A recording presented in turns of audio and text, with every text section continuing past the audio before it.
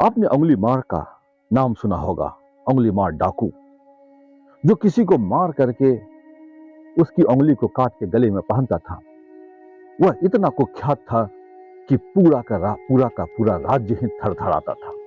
वहां का राजा प्रसेनजीत वह भी परेशान था उससे, उसके सामने आने की हिम्मत नहीं करता था। जिधर भी वो उंगली मार जाता था उधर पूरा का पूरा गांव खाली हो जाता था।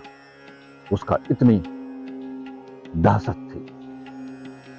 यह बात जब बुद्ध को पता चली तो बुद्ध ने सोचा कि चलो उंगली मार से ही साक्षात करते हैं। सभी लोगों ने बुद्ध को रोका कि आप कुछ गलत कर रहे हैं, ये कुछ गड़बड़ हो जाएगा। वह हत्यारा है, किसी को नहीं सुनता है। बुद्ध ने कहा, मैं भी सन्यासी हूं, मैं भी किसी का नहीं सुनूंगा। और सबके मना करने के बावजूद भी बुद्ध उस जंगल की ओर चल पड़े जिधर उंगली मार रहता था। जंगल में जब प्रवेश किए तो उंगली मार किसी ऊंचे स्थान पर बैठा हुआ था। वह देखा कोई व्यक्ति आ रहा है, वह देखा सन्यासी। उन्होंने वहां से आवाज दी, रुको और लौट जाओ, नहीं तो मैं तुम्हारी हत्या कर दूंगा।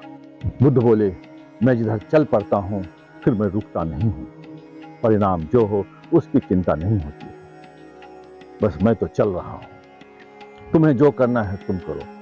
उंगली मार ने फिर कहा, रुक जाओ वरना तुम्हारा गर्दन में काट दूंगा।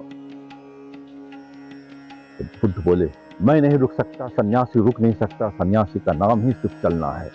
मौत का भय मुझे मत बताओ, हमारी मौत तो कब की हो चुकी है, अब तुम अपनी मौत को देखो। वह लाल पीले होते हुए उंगली मार उसके सामने प्रकट हो गया। कुरूप चेहरा, गर्दन में कटी हुई उंगलियों की माला, ऐसा भयानक चेहरा कि कोई भी व्यक्ति सहम जाए। वह फरसा उठाया गर्दन काटने के लिए। बुद्ध ने कहा, रुक जा, रुक जा, एक काम कर ले, उसके बाद मेरा गर्दन काट। ये पेड़ पे जो पत्ते लगे हैं इसे 4 पत्ते मुझे दे दो तोड़ के। तो उंगली मार ने कहा, ये कौन सी बात हुई, ये लो। फरसा चलाए और पत्ते गिर गए, एक टहनी गिर गए और बोले, लो। बुद्ध ने कहा, एक काम और कर दो मेरा। बोले, वो क्या? बोले, इस पत्ते को फिर जोड़ दो। उंगली मार हैरान हो गया, बोले, यह कैसे हो सकता है, मैं कैसे जोड़ सकता हूं? तो बोले, मारना तो बहुत आसान है, कोई भी व्यक्ति मार सकता है, लेकिन जोड़ना बहुत कठिन है। तुम्हारे अंदर इतनी ताकत ही नहीं है कि एक छोटे से छोटे पत्ते को भी जोड़ दो। कुछ नहीं हो, तुम जो समझते हो कि हम शक्तिशाली हैं और हमसे पूरा राज्य डर रहा है, तो बेवकूफी की बात है। तुम बहुत ही कमजोर हो, अगर तुम में ताकत है तो उस पत्ते को जोड़ के बता दो। उंगली मार हैरान हो गया, उसके जीवन में यह पहली घटना थी और उस चैलेंज को वह कर नहीं पा रहा था। उंगली मार बुद्ध के चरणों में गिरे, बोले, प्रभु मुझे माफ कीजिए। ऊर्जा का तुरंत रूपांतर हुआ, तुरंत ऊर्जा ट्रांसफॉर्म की, नेगेटिव से पॉजिटिव की ओर। बुद्ध अपने साथ उठाए और लेके चल दिए। बुद्ध ने कहा कि जा गांव में जाके भिक्षा मांग। वह उंगली मार डाकू गांव में जाकर भिक्षा मांगने लगा। पूरे गांव उस पर पत्थर बरसाने लगे, लहू लुहान होके वो गिर पड़ा, लेकिन अपना क्रोध कुछ नहीं किया जो पहले क्रोधी था। वह शांत भाव से उस पत्थर को खाते रहा। बुद्ध आए और उसे उठाए और कहा, ब्राह्मण उंगली मार, उठो, तुम इस परीक्षा में पास हो गए। इतने पत्थर बरसने के बाद भी तुम्हारे अंदर कोई कंपन नहीं हुआ क्रोध का, यानी तुम्हारी ऊर्जा अब रूपांतरण हो चुकी है। और फिर उंगली मार उनके चरणों में बैठने लगा। एक दिन उस राज्य के राजा प्रसेनजीत आए और वो देखना चाहते थे कि उंगली मार कैसा है। क्योंकि जिसका सामना आज तक नहीं हुआ था, सिर्फ क्रोध के कारण से, भय के कारण से उसका सामना करने की हिम्मत ही नहीं थी उस राजा को।